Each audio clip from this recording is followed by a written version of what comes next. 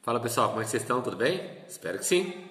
Bora filosofar? Essa é a última parte de uma sequência de aulas que a gente está trabalhando o ser humano e sua individualidade, tá? Trabalhamos uma primeira parte entendendo o ser humano como um ser racional, dotado de razão, e trabalhamos uma outra sequência trabalhando o ser humano além da razão, né? O ser humano dotado de vontade, o ser humano dotado de uma natureza, tá? Essa aula eu vou trabalhar dois pontos de vista do ser humano além da razão, tá? Vou trabalhar Rousseau na perspectiva da perfectibilidade humana, o ser humano como um ser perfeito, e vamos trabalhar Jean-Paul Sartre, entendendo o ser humano como um ser dotado de vontade, de liberdade de escolha, tá? E se você estiver comigo, bora filosofar!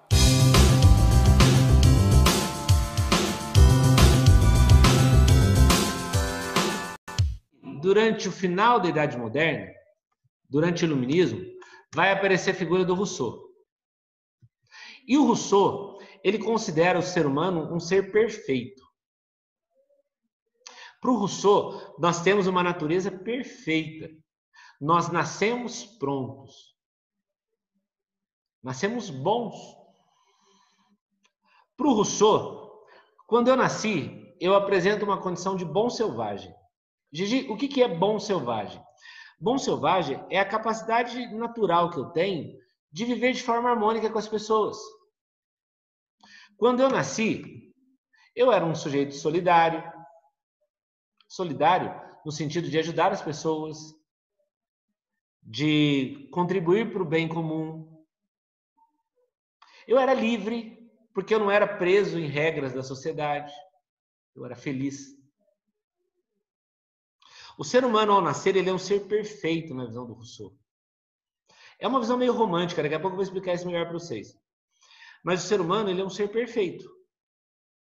Sem nenhuma mancha. Só que aí, o Rousseau vai falar, olha, tem uma hora que o homem perde essa perfeição. Tem um momento em que a gente deixa de ser perfeito. Que momento é esse? Quando surge essa ideia aqui, ó, propriedade privada. Tinha que ter duas setas aqui, tá? Em algum momento ela vai aparecer. Uma setinha na frente do problema, uma setinha na frente de homens, tá? Se quiser colocar, pode pôr. Para o Rousseau, quando surgiu a propriedade privada, nós começamos a entrar em guerra.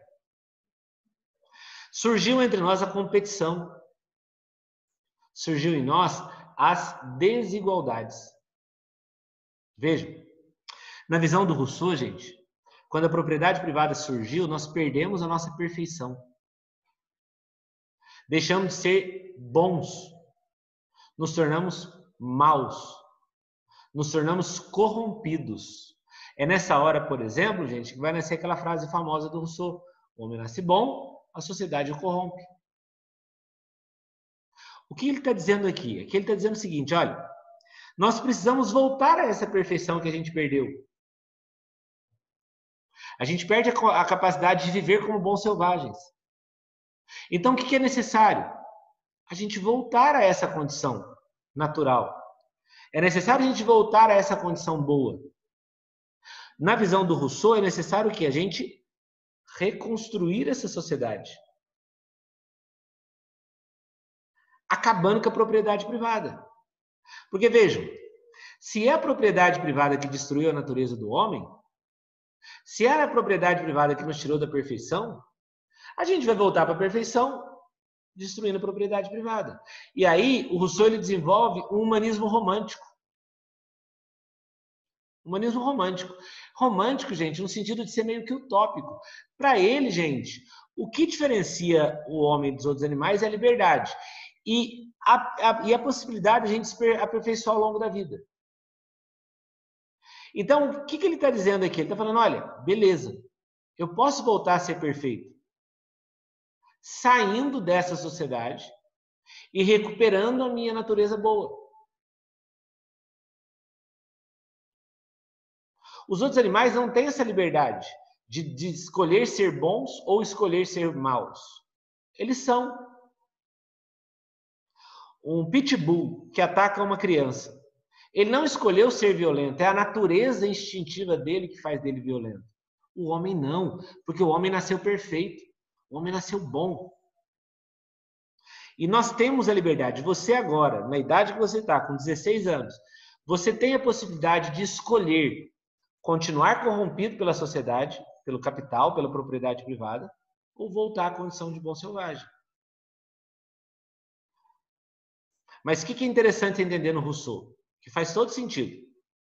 Nascemos bons, nascemos com uma natureza perfeita, nascemos numa condição de viver bem entre si, fomos corrompidos pela propriedade privada e temos a possibilidade de voltar a ser esse homem bom.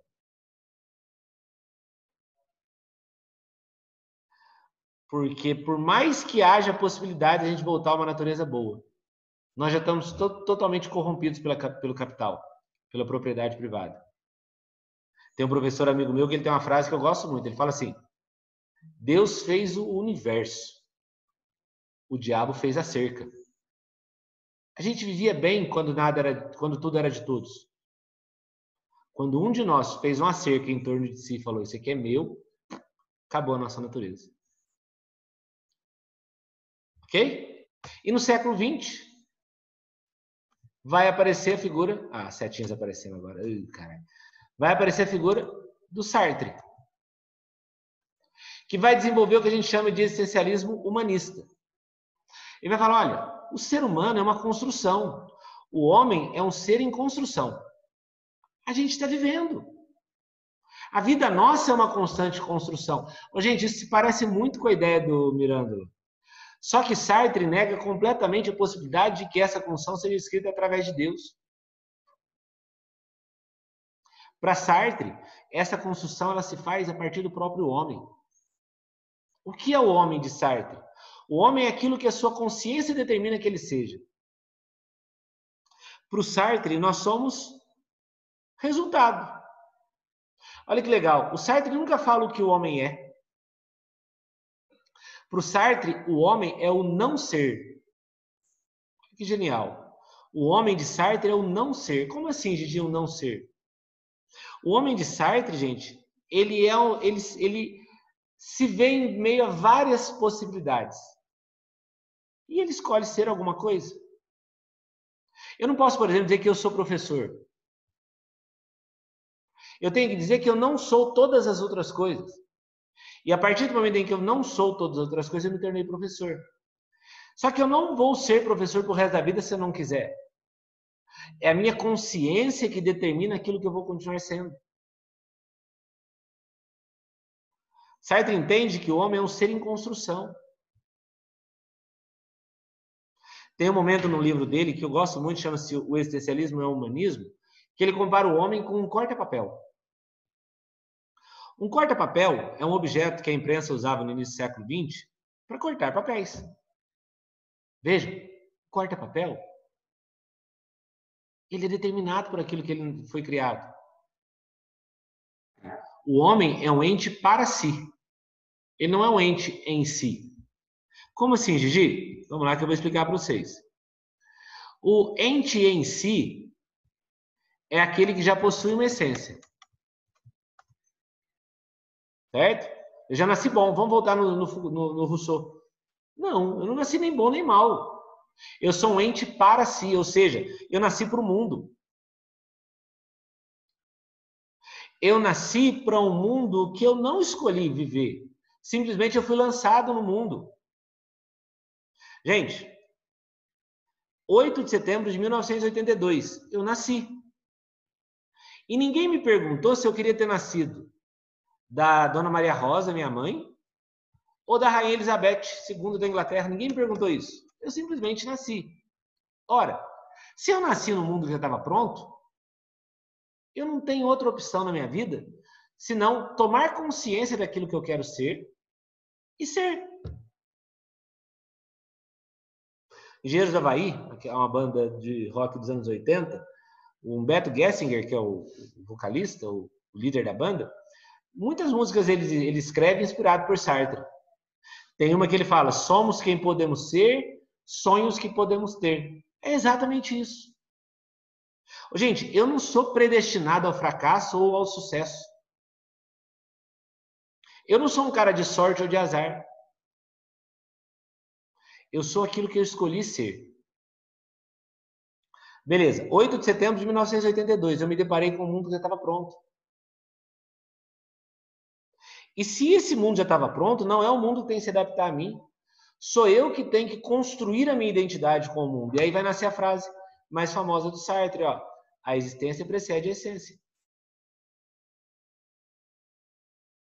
Eu primeiro existi, fui lançado no mundo que já estava pronto, caí de paraquedas numa realidade que eu não escolhi existir, e beleza. Já que eu estou aqui, eu preciso dar significado à minha vida. Por isso que o homem é um ser em construção para Sartre. O homem é esse sujeito que vai vivendo e vai construindo seus valores, vai construindo sua visão de mundo, e é nesse momento que Sartre nega totalmente a possibilidade de um destino, de Deus ou de uma natureza humana. Não existe isso. Para Sartre, o que existe é um homem para si, um ente para si. Gente, eu poderia hoje, com a idade que eu tô, estar na criminalidade, porque quando jovem eu convivi com pessoas da minha idade que viviam na criminalidade. Eu poderia hoje estar trabalhando como fotógrafo, porque durante muito tempo da minha vida eu trabalhei com foto. Eu poderia hoje estar casado com outra pessoa que não a Érica. Ou não estar casado com ninguém. Mas eu sou hoje resultado daquilo que eu escolhi ser ao longo desses 37 anos. Para Sartre, não foi uma predestinação, não foi uma conspiração divina, não foi o cosmos, não. Foram as minhas escolhas. O ser humano de Sartre é escolha. E é uma escolha que ele faz a partir do momento em que ele existe e constrói a sua essência. O homem de Sartre não é um ente em si, ou seja, ele não possui essência. O homem de Sartre é um ente para si, ou seja, ele constrói a partir do momento em que ele se depara com o mundo. Às vezes a gente vê pessoas, a minha vida não dá certo, ninguém me ama, eu nasci numa família pobre, eu não tenho condição de ver. Claro que tem. É claro que uma pessoa sem recursos financeiros, ela vai ter mais dificuldade de construir uma coisa do que uma pessoa com maior recurso. Mas as oportunidades, elas estão para todos. O que Sartre está dizendo é, aquilo que eu escolhi ser vai determinar o meu fim.